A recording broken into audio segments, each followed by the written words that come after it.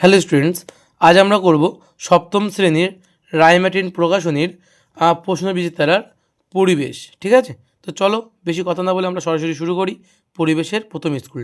Page নম্বর 196-তে আমাদের প্রথম যে স্কুলটা আছে সেই স্কুলের প্রথমে ফিজিক্যাল সায়েন্সের যে কোশ্চেনটা আছে সেই কোশ্চেন কী বলছে যে লিনতাপ পদার্থের উষ্ণতা বাড়ায়, উষ্ণতা কমায়, অবস্থার পরিবর্তন ঘটায়, কোনোটিই নয়। এটা কী হবে? লিনতাপ পদার্থের অবস্থার পরিবর্তন ঘটায়।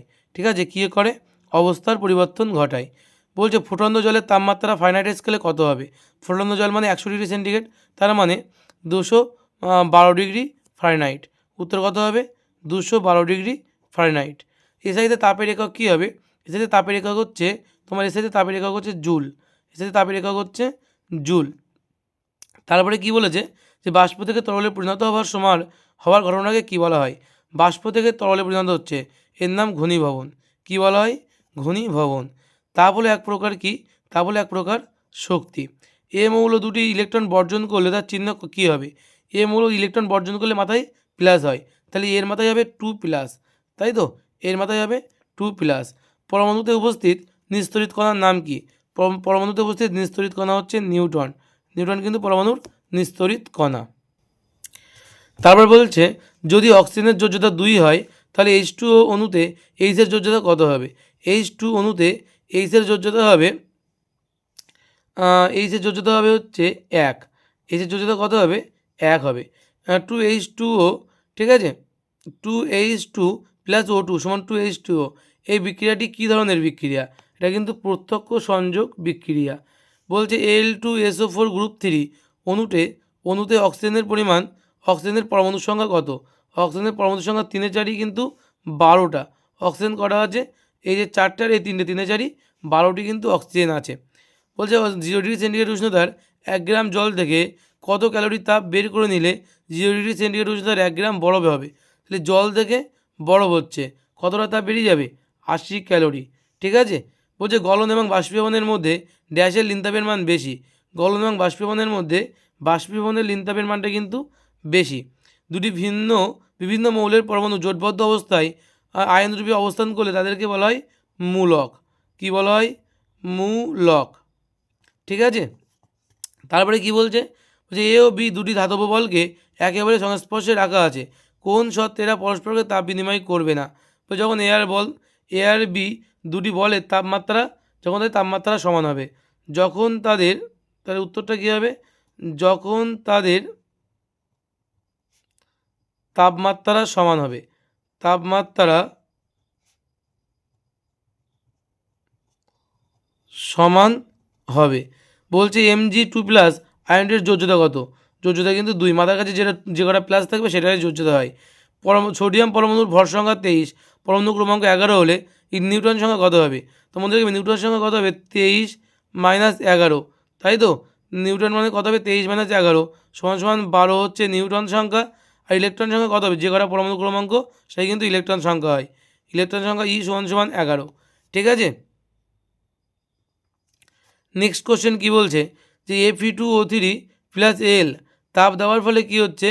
Al2O3 + Av। এটা কোন ধরনের বিক্রিয়া? প্রথমত এখানে যদি সমতাবিধান করা যায় তাহলে এই অ্যালুমিনিয়ামের আগে একটা 2 হবে। ঠিক আছে, অ্যালুমিনিয়ামের আগে একটা 2 হবে, আর কি হবে? এই Feর আগে একটা 2 হবে, এবং এটি কিন্তু প্রতিস্থাপন বিক্রিয়া। এটি কিন্তু কী বিক্রিয়া? প্রতিস্থাপন বিক্রিয়া। বলছে বিয়োজন বিক্রিয়া কাকে বলা হয়? FeCl2 এবং FeCl3 যৌগ দুটিতে Fe এর যোজ্যতা কত? FeCl2তে যোজ্যতা হচ্ছে 2 এবং FeCl3তে যোজ্যতা হচ্ছে 3। বিয়োজন বিক্রিয়া কাকে বলে দেখে নাও। বিয়োজন বিক্রিয়া কাকে বলে? তাপ বা তড়িতের প্রভাবে একটি যৌগ ভেঙে একাধিক পদার্থে পরিণত হয়, যে এরকম বিক্রিয়াকে আমরা বলি বিয়োজন বিক্রিয়া। উদাহরণ কী আছে? CaCO3 ভাঙলে তৈরি হচ্ছে CaO এবং CO2। মনে বিয়োজন মানেই কিন্তু ভাঙা। ঠিক আছে, বিয়োজন মানেই কিন্তু ভাঙা। তাই যে পদার্থগুলো ভেঙে যায় তারা কিন্তু বিয়োজন বিক্রিয়া হয়। ঠিক আছে, তো উদাহরণটা দিয়ে দেবে। নেক্সট কোশ্চেন কী বলছে দেখো। বলছে যদি X মৌলের যোজ্যতা 2 এবং Y মৌলের যোজ্যতা 3 হয় তাহলে X এবং Y মৌল দ্বারা গঠিত যৌগের সংকেত লেখো। মিথেনের সংকেত কী হবে? X এবং Y দ্বারা গঠিত যৌগের সংকেতটা দেখে না, উত্তরটা তোমরা কীভাবে লিখবে তোমরা কিন্তু এইভাবে লিখতে পারো যে চিহ্ন এক্স এবং যোজ্যতা, মৌলের চিহ্ন এক্স, এক্সের যোজ্যতা 2 বলেছে, ওয়াই যোজ্যতা 3। মনে রাখবে এক্ষেত্রে কী হয়, উদুর পিণ্ডি বুদুর ঘাড়ে, এই একটা সূত্রটা মেনটেন করা, অর্থাৎ এর যোজ্যতা এ নেবে আর এই মৌলের যোজ্যতা এ নেবে, মানে এই মৌলটা নেবে এই যোজ্যতাটা। তাই যদি নেয় তাহলে কত হবে সংকেত x3, এক্স নিচ্ছে 3, তাই হবে যোজ্যতা x3, আর ওয়াই নিচ্ছে 2, তাই y2। সংকেত কত হচ্ছে x3 y2। আর বলছে না মিথেনের সংকেত লেখো, মিথেনের সংকেত কত CH4। ঠিক আছে, বোঝা গেল। নেক্সট কোশ্চেন কী বলছে দেখো, নেক্সট কোশ্চেন বলছে যে একটি কোনো বস্তু দ্বারা গৃহীত বা বর্জিত তাপের পরিমাণ কোন কোন বিষয়ের উপর নির্ভর করে তা লেখো। আচ্ছা, তা কী হবে দেখে নাও, এটা কোনো বস্তু দ্বারা গৃহীত বা বর্জিত তাপের পরিমাণ কোন কোন বিষয়ের উপর নির্ভর করে দেখে নাও। কোন কোন বিষয়ের উপর নির্ভর করে সেটা হচ্ছে বস্তুর ভর, উষ্ণতা বৃদ্ধি বা হ্রাস, বস্তুর উষ্ণতা বৃদ্ধি বা হ্রাস, আর হচ্ছে বস্তুর উপাদান। ঠিক আছে, তোমাদের বইয়ের 10 নম্বর পাতায় দেখো এটা আছে, তোমাদের টেক্সট বুকের 10 নম্বর পাতায় এটা আছে, তো পেজ 10 টেক্সট বুক, তাই বি লিখলাম। ঠিক আছে, বলছে 10 ডিগ্রি এবং 20 ডিগ্রি সেন্টিগ্রেড উষ্ণতার দুটি বস্তুকে একেবারে সংস্পর্শে রাখলে কোন বস্তুটি তাপ গ্রহণ করবে।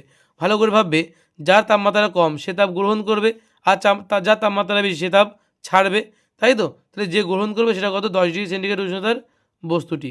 ঠিক আছে, তারপরে বলেছে 5 ডিগ্রি সেন্টিগ্রেড এবং 40 ডিগ্রি সেন্টিগ্রেড এর ফারেনহাইটের পরিবর্তন নির্ণয় করো। ঠিক আছে, 10 ডিগ্রি সেন্টিগ্রেড এবং 40 ডিগ্রি ফারেনহাইটের পরিবর্তন, দেখে নাও উত্তরটা কী হবে। বলছে আমরা জানি C/5 = a-32/9, তাহলে এখানে আমরা C এর মান প্রথমে বলেছে 5, তাহলে 5/5 সমান a-32/9, তার মানে কত হবে দেখো, 5 আর 5 কাটাকাটি গেল, এবার উপরে 1 তলায় 1, কোনাকুনি গুণ করো, f-32 থেকে 1 দিয়ে গুণ করলে এটাই থাকবে, আর 9 এর সঙ্গে 1 গুণ করলে 9 একে 9, -32 এদিকে গেলে +32 হবে, 32 আর 9 41 ডিগ্রি ফারেনহাইট উত্তর হবে। তারপর এটা কত বলেছে, একই সূত্র আবার আমরা ইউজ করছি, আবার ব্যবহার করছি, যেখানে সেলসিয়াসের মান বলেছে 40, তাহলে কাটাকাটি করো, 5 একে 5, 5 8 40, তাই তো। তাহলে কিছু নেই মানে 1 আছে, তাহলে এটার সঙ্গে 1 গুণ করলে a-32 থাকবে, আর 8 নং 72 হবে, কোনাগুনি গুণ করলাম, 8 নং 72 -32 ওদিকে গেলে +32 হবে, তাহলে 72 আর 32 যোগ করলে 104 ডিগ্রি ফারেনহাইট। ঠিক আছে, এটাই কিন্তু আমাদের উত্তর হবে। তারপরে বলেছে উষ্ণতা এবং তাপমাত্রা কোন যন্ত্রের সাহায্যে পরিমাপ করা হয়, উত্তর হবে থার্মোমিটার। তারপরে বলেছে মাটির কলসির জল ঠান্ডা থাকে কেন, দেখে না উত্তর। এই যে বইতে উত্তর দেওয়া আছে, মাটির কলসির জল ঠান্ডা থাকে তার আসলে মাটির কলসিতে অসংখ্য ক্ষুদ্র ক্ষুদ্র ছিদ্র থাকে, ওই ছিদ্রগুলি দিয়ে সামান্য পরিমাণ জল কলসির বাইরে বেরিয়ে আসে, তখন তার বাষ্পীভবন ঘটে, ফলে দরকার হয় লিন তাপের। এই বেরিয়ে আসা জল যখন এই কলসি এবং কলসির ভিতরে থাকা জল থেকে প্রয়োজনীয় লিন তাপ সংগ্রহ করে, ফলে কলসি এবং কলসির জল তাপ হারিয়ে ঠান্ডা হয়ে পড়ে। এই উত্তরটুকু কিন্তু তোমরা লিখে দেবে, তোমাদের বইতে পেজ নাম্বার 13-তে আছে, তাহলে পেজ 13 তোমাদের বইতেই পাবে, তাই বি লিখে দিলাম। ঠিক আছে, আচ্ছা বিয়োজন বিক্রিয়া কাকে বলে, এটা পেজ নাম্বারটা লিখে নাও। বিয়োজন বিক্রিয়ার যে পেজ নাম্বার ছিল সেটা তোমরা টুস করে লিখে নাও, বইতে পেজ 98 পাতায় আছে, 98 পাতায় তোমরা ওটা পেয়ে যাবে। ঠিক আছে, তারপরে দেখো জীবনবিজ্ঞানের কোশ্চেন কী বলছে। আচ্ছা, এই কোশ্চেনটাও লিখে নাও, মিথেনের সংকেতটা কী হবে CH4 হবে, আর প্রথম যে উত্তরটা সেটা হলো x3 y2, তাই তো, x3 y2। আচ্ছা, জীবনবিজ্ঞানের কোশ্চেনগুলো দেখে নাও। খাদ্যের যে উপাদানের অভাব হলে রাতে দেখতে কষ্ট হয় সেটা কী হবে, সেটা কিন্তু ভিটামিন। খাদ্যে ভিটামিনের অভাব হলে কিন্তু রাতে দেখতে কষ্ট হয়। মানুষের চুল এবং নখে যে প্রোটিন থাকে তা হলো কেরাটিন, তাই তো, তা হচ্ছে কেরাটিন। জলে গুলে যায় এমন একটি ভিটামিন হলো কোনটি হবে, জলে গুলে যায় অ্যাকচুয়ালি এটা হবে ভিটামিন বি কমপ্লেক্স, এখানে কমপ্লেক্স কথাটা কিন্তু লেখা নেই। ঠিক আছে, এখানে কমপ্লেক্স কথাটা ভিটামিন সি আর ভিটামিন বি কমপ্লেক্স, এই দুটো একমাত্র কিন্তু জলে গুলে যায়। ঠিক আছে, আর বাদ বাকি সব ফ্যাটে দ্রাব্য, সেখানে ভিটামিন বি দেখাচ্ছে কিন্তু বি কমপ্লেক্স অ্যান্সার কিন্তু। ভিটামিন ডি এর অভাবজনিত রোগ কোনটি, ভিটামিন ডি এর অভাবজনিত রোগ হচ্ছে রিকেট। খাদ্যের যে উপাদান থেকে শক্তি পাওয়া যায় না তা হলো তোমার ভিটামিন, ভিটামিন থেকে কিন্তু শক্তি পাওয়া যায় না। লিপিডের একটি উদ্ভিজ্জ উৎস লেখো, লিপিডের এই উদ্ভিজ্জ উৎস কি, লিপিড কোথা থেকে পাওয়া যায়, নারকেল থেকে পাওয়া যায়, তাহলে উত্তর হবে নারকেল। বলছে উচ্চচাপযুক্ত যে খনিজ মৌলের সঙ্গে উচ্চ রক্তচাপ যে খনিজ মৌলের সঙ্গে সম্পর্কিত তা হলো কী হবে, সোডিয়াম, তা কী হবে সোডিয়াম। সংকেত কী আছে Na। ঠিক আছে, ওই শ্বেতসার হজম হওয়ার পর যে সলতো বন্ধুতে পরিণত হয় তার নাম হচ্ছে গ্লুকোজ। গ্লুকোজ। বলছে মানবদেহে ফাইটোকেমিক্যালস বা উদ্ভিজ্জ রাসায়নিকের দুটি কাজ লেখো। মানবদেহে ফাইটোকেমিক্যালস বা উদ্ভিজ্জ রাসায়নিকের কাজ হচ্ছে, তোমরা বইতে দেখে নাও একটু কী কী বলছে। ফাইটোকেমিক্যালস বলছে এটা মানবদেহে খুব তাড়াতাড়ি বুড়ো হয়ে যাওয়া আটকায়, হৃৎপিণ্ডের কাজ ঠিকঠাক রাখে, আর হাড়কে শক্ত রাখে, ক্যান্সার হওয়ার সম্ভাবনা কমায়। এটাই কিন্তু এর কাজ। তারপরে দেখো নেক্সট কোশ্চেন কী বলছে, দেখো আমাদের নেক্সট কোশ্চেন বলছে যে আচ্ছা বইতে পেজ নাম্বার তোমরা এটা কতই 161 পাতায় পাবে বইতে, ঠিক আছে। বলছে সংশ্লেষিত খাদ্য কাকে বলে একটু উদাহরণ দাও। এটা দেখে নাও, এটা তোমাদের বইয়ের থেকে ভালো একটা উত্তর দিচ্ছে, এটা দেখে নাও। এই যে উত্তরটা দেওয়া আছে, সংশ্লেষিত খাদ্য কাকে বলা হয়, বলছে যেসব খাদ্য কৃত্রিমভাবে প্রস্তুত করা হয় এবং যাদের রং, গন্ধ, স্বাদ অনেকটাই প্রাকৃতিক খাবারের সম্মত, তাদের সংশ্লেষিত খাদ্য বলা হয়। যেমন চকলেট, পেস্ট্রি, পিৎজা এগুলো, ঠিক আছে। এগুলো কিন্তু তো এটা তুমি দেখে দেখে লিখে নাও তোমরা, ঠিক আছে।